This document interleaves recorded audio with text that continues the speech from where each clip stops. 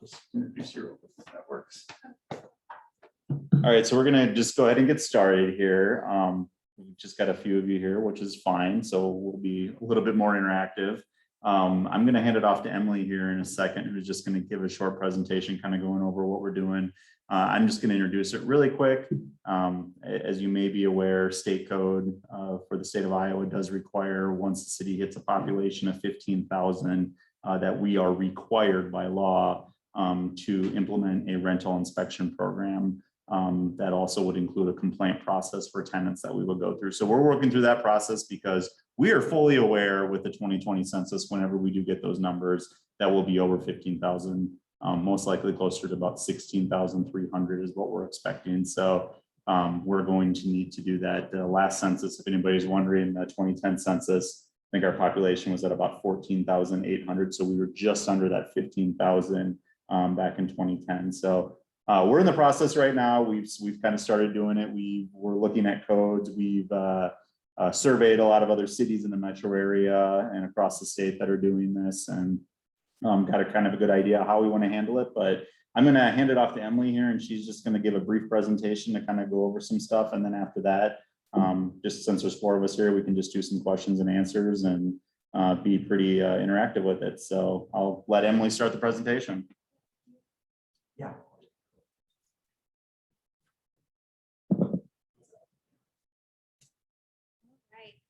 Good afternoon. Thank you all for coming here tonight. So my name is Emily Risvik. I'm actually a 4th-year student at Iowa State. In the summer, I've had the amazing opportunity to intern in the community development department and also work closely on collecting information and get the ball rolling on this rental housing code. So, really quick, are you guys able to hear her all right? I know that blower just turned on, so. Yeah, I was going to say, let's just turn the mic up real quick here. Okay. That blower turned on.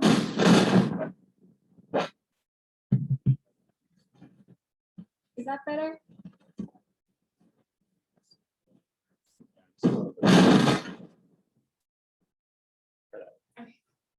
Is this better? Can you guys hear me? Okay. But yeah, so as Charlie had mentioned, once a city in Iowa reaches a population of 15,000 or more, they are required to adopt a rental housing inspection program. Currently, we don't have the 2020 census data results, but we are estimated in 2019 to have a little over 16,000. And at this moment of time, the city is just seeking responses from the rental housing community and then hoping to answer any questions that there might be about the program. So let's go into what a rental housing code is. So a rental housing code establishes minimum standards for rental units, and it enforces that through a frequent rental inspection program. The goal of the program is to ensure public health, safety, and welfare. And so that might be achieved through having or requiring working smoke detectors or carbon monoxide alarms as well in rental units. I'm going to briefly go through what is in the draft rental code. Some of these are, well, all of these that are listed on here are state requirements. So Iowa state law requires us to have these in the rental housing code. I mean, I'm going to just list them right now, but I will go into further depth. So the first one is a registration and certification program. The second is a frequent inspection process. The third is an outlined complaint process for tenants. And then the last one is a method to handle appeals.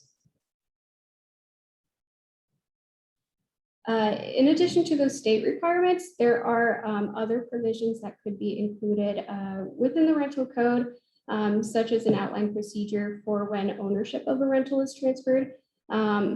This isn't a complete list. as the city is currently still researching into the community's needs and what these ordinances can do. So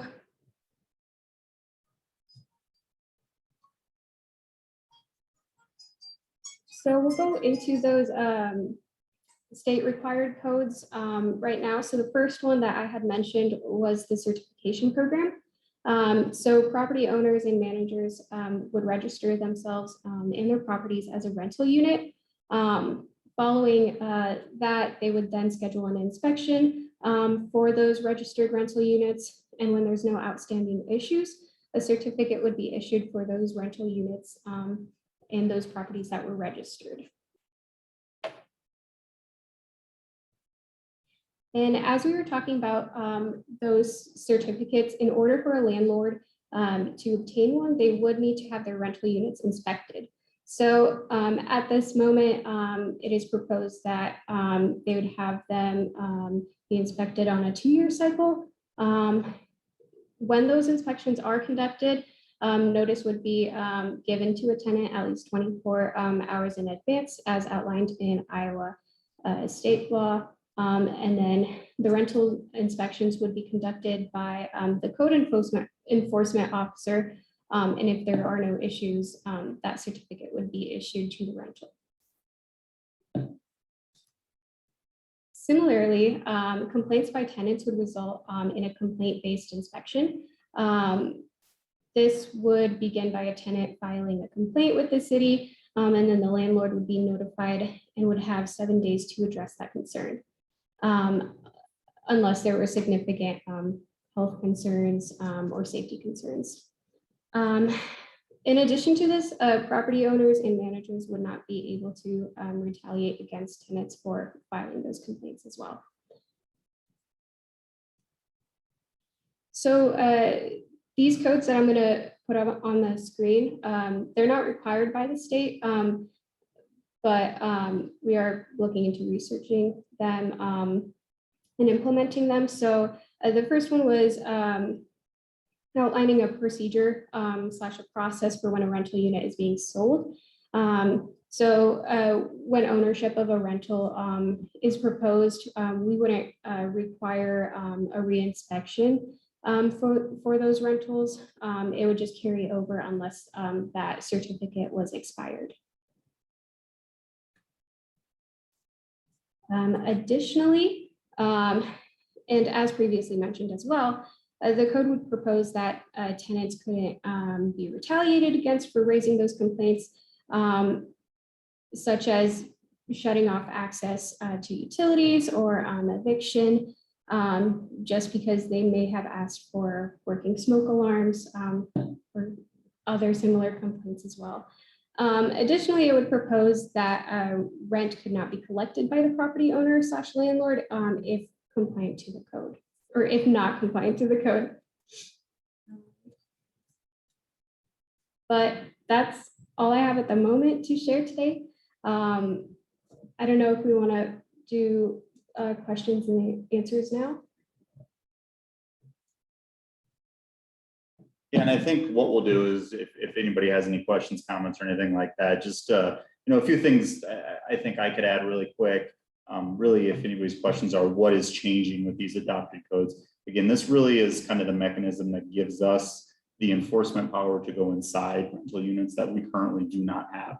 A lot of the exterior stuff that we would still be looking at are things that we can look at today on a complaint basis. But this is kind of the mechanism that does really help us just inspect the units to make sure they're up to some basic standards for the city. So really, yeah, again, we kind of want to make this pretty interactive. And if anybody has any questions or comments, that would be great. I know there's surveys in front of everybody here. If you could take one of those, fill it out, return it. It is a little bit different than the one that we had online. If anybody did that, and then there's brochures as well as some information that you can get off our website as well. So any questions that anybody has, we'd be happy to answer them. Go ahead. So, excuse me, is the city working with the fire department? Is the fire department also, will they check for code enforcement? Yep. So I'm going to repeat the question since we're doing them online here, just so everybody can hear them. But the question was, will the city be working with the fire department as part of this? So we do that today on a lot of our stuff when we're doing inspections for new construction. We've got a process in line with them, and we'll work with the fire department. So yeah, we'll continue to do that. What we are planning on doing is kind of coming up with an inspection checklist that the inspector can take out on all the things that we'll be looking at. And we're working with the fire department as we build that checklist, yes. So the complaint, is that happening now? Right, like, do we have a retaliation clause in place right now? No, Or is so- it something we were at? Yep, no, there's nothing in the code right now. If we do get a complaint on a rental unit, yes, we'll take a look at it. We don't receive many, to be quite honest. But yeah, Do people know you guys are an area that have need for complaints? right now, and I don't know about that. I don't know. I mean, it's not, we do that. We advertise that as well as we can right now, not necessarily to the rental community, and we're not really, narrowing down into that. And that's kind of what these regulations are for, is to let those people know that. So So is this something that is, that you're wanting to get out to the people that? yes, When they come Yes. in and they talk with us about complaints or living situations that are not yeah, suitable. and- Yes. Okay. yeah. So if they would come to you and say, hey, Sue, this is what's going on, I would encourage you, hey, go to the city, file a complaint on that. And then we're gonna have a more concrete process in place where we can handle these. Right now, again, we've got a process in place, but there's just a lot of things that are missing from that process. Very good. I have another one. Yes. Your 24-hour notice, how is that sent out? Is it email, mail? And the 24, so the question was on the 24-hour notice. The 24-hour notice you're talking about is how the landlord has to give the tenant a 24-hour notice, No, right? The city gives 24-hour notice to do the inspection. You know what that one is? Yeah, so that would be more of a requirement on the landlords, and so they would have to, it's already outlined in the state code that they do have to give you a 24 hours in So- advance notice, but So when the city does their inspection, landlord to be certified, you will give the landlord the 24-hour notice, not the tenant. so the landlord would give the tenant the 24-hour notice. Yeah, so really quick, and let me elaborate a little bit more on the process there. So what we are going to be doing, the proposal that we have is that each landlord will receive a certificate that then enables them to rent property out. Before they get that certificate, they need to get an inspection of all of their units. So that certificate will expire every 2 years. So before they renew that certificate, they need to then contact us and set up an inspection. Oh. It's nothing that the city is not necessarily gonna be setting up. They would call us in and say, hey, I need to get this renewed. We'll probably send letters, reminders, a month or two ahead of time just to let them know. And then it would be their responsibility to schedule that with us. But then before we come in, the landlord by law, by state law, is required to give tenants at least 24-hour notice before we come in. Yes.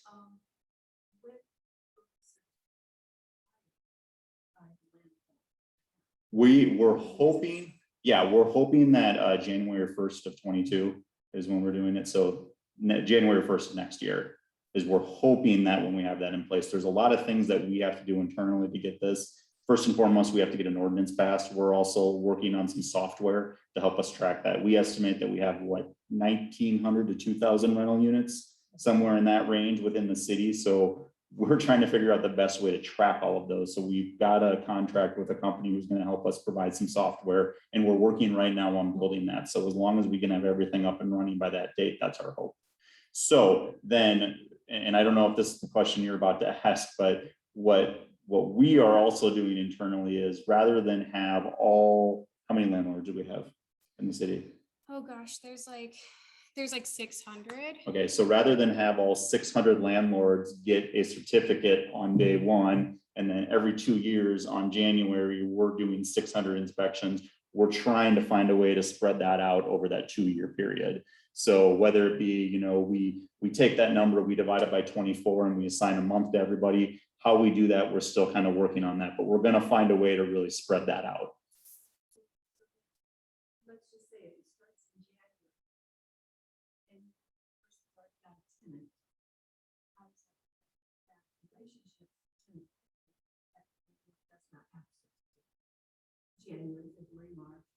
Yeah, so what would happen if they didn't get a certificate? That's something that we'd have to work out through an enforcement process.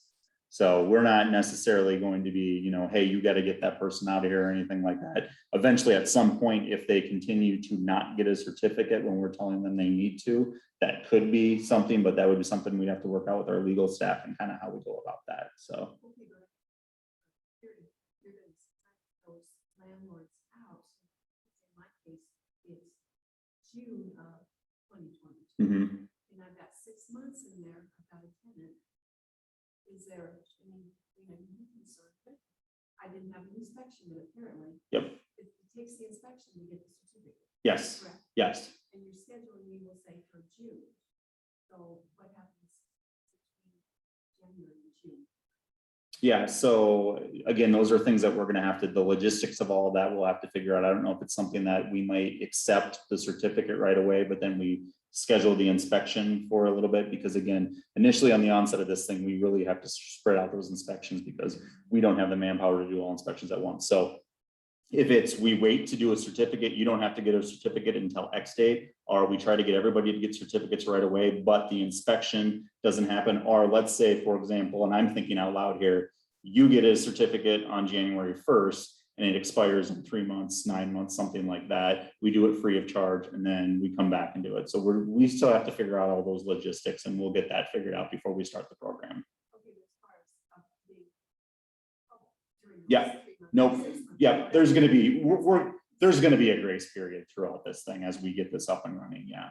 Starting a program like this, it's pretty complicated. We're not gonna just be out there enforcing on everything right away. We're gonna try to get everybody used to it for the first couple of years, and then we'll start that process. So the other thing I wanted to say is, even though you may not have a certificate or you have not received an inspection yet, the one thing that we are required to do is that complaint-based inspection. So if you're not required to have an inspection until, let's say, September, but in March, we get a complaint from your tenant, we would have to act on that then still. And does this tenant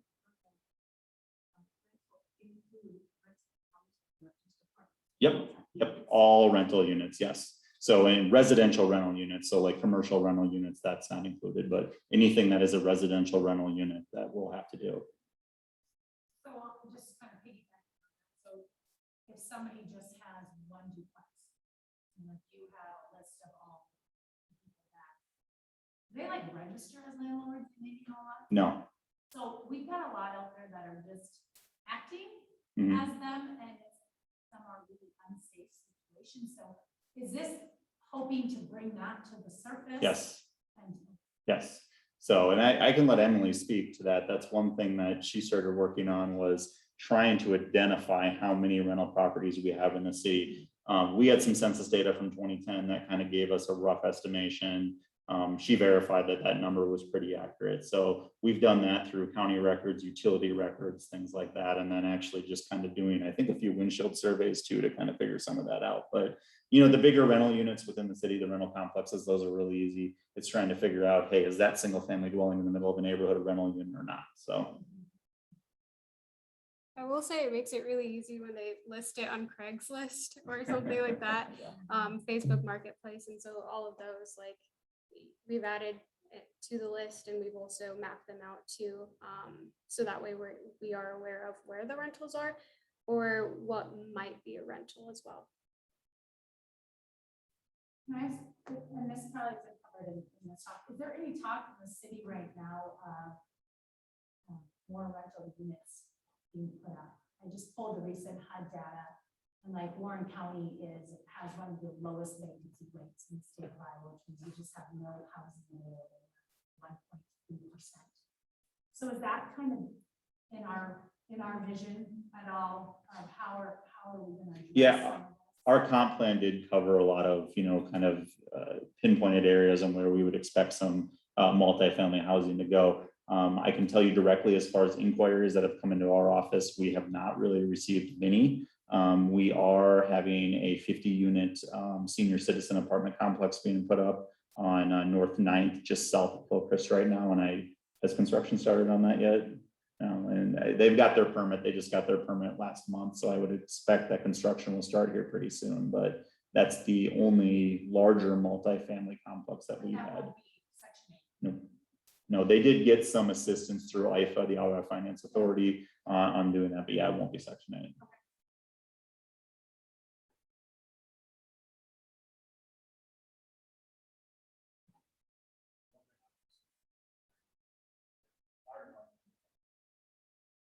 Yeah, and that's a good point too. Again, yeah, we work closely with the fire department, but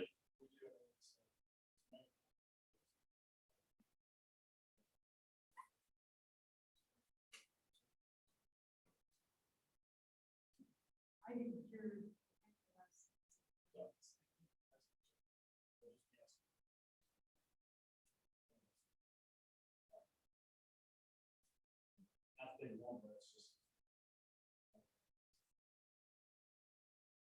yeah, and Tim's our current building official, and then Mike is going to be the code enforcement officer who's going to be taking care of these. So they're pretty knowledgeable in the fire aspects of stuff. And when you're looking at fire stuff specifically on rental units, you know, from the outside in, address numbers are a big one. Those are things that we can obviously look at.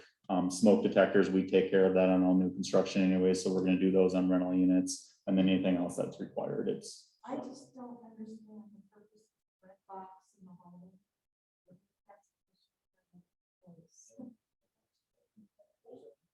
Pardon? You know, it doesn't pull, it's an alarm system, but it doesn't go anywhere. And it doesn't alarm anybody at the tenants. Yeah.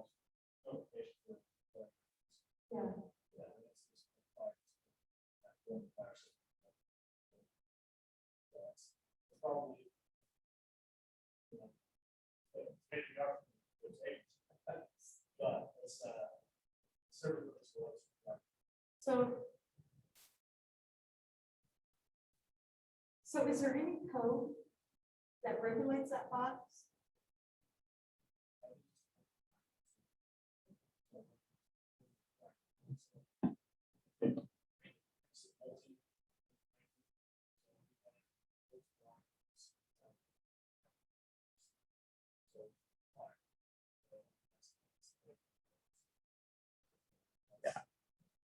and we do, I mean, we do have codes. We've adopted the International Fire Code, the International Building Code that both apply to construction. It would depend on.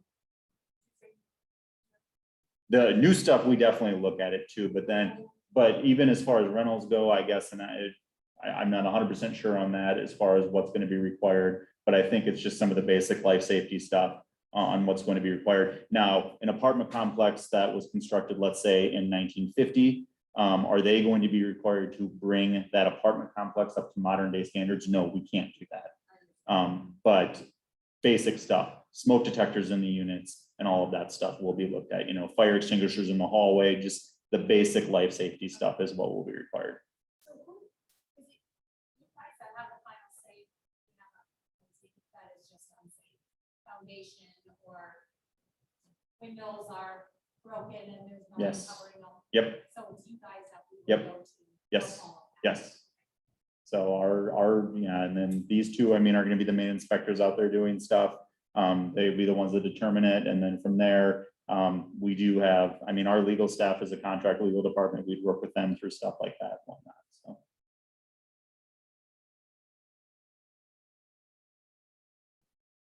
You're not, I don't have to work. Anybody else have any? Okay, well, stuff that's on here, feel free to take it if you want to take more than one and pass it around to anybody or put it out there. There's surveys and stuff like that. Feel free to visit our website. We've got some information out there. We're gonna make sure that this presentation that we gave here, we've got it recording right now that everything sounds good. And then we're going to put that on our YouTube page and our city webpage just to make sure that people have a chance to see it. We also have another session on this. This first one, we kind of oriented, I don't want to say we oriented towards it. We invited tenants to this one and we are inviting landlords to the next one. If any tenants want to come to the landlord one, it's going to be the same presentation next Thursday, same time, same place. Anybody that asks, just encourage them to attend that meeting. So any other questions? I think we've got all our contact information on there. Feel free to call us at any time. And then we'll do what we can once city council's looking at ordinances and all of that, that we're adopting, just to make sure that that information's out there as well. So, but we'll take the information that we got from you here and just make sure that the inspection process we're setting up kind of matches what we're talking about and the feedback that we're getting, as well as the ordinance. Where is the survey returned to? Return it to us. So if you've got it done right now, we'll take it. If not, there's an address on there, email address, an address you can drop it off at City Hall. Should be on the top. Underneath the logo there on the top right-hand side. So if you can scan it in and email it to us, drop it off at that address, anything works. And I believe it's not the same one, but there's another one online as well too that you can fill out. Yep, so if you wanted to go to the city website and do the online one as well, you can do that. It's just under the rental inspections website, and that should be on the brochure as well, so. But yeah. All right, thank you guys. Thank you.